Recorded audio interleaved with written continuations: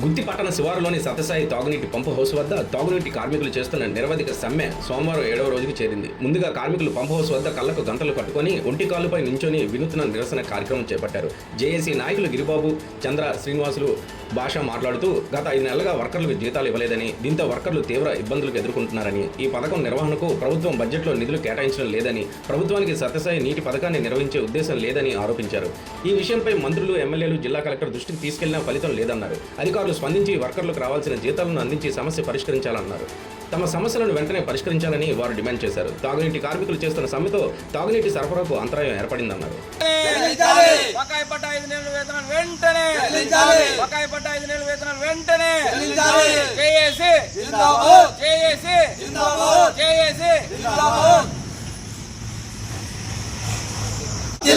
సత్యసాయి కార్మికుల ఐక్యత, సత్యసాయి కార్మికుల ఐక్యత, బకాయి పట్ట 5 నెలల వేతనాలు వెంటనే, బకాయి పట్ట 5 నెలల వేతనాలు వెంటనే, బకాయి పట్ట 5 నెలల వేతనాలు వెంటనే.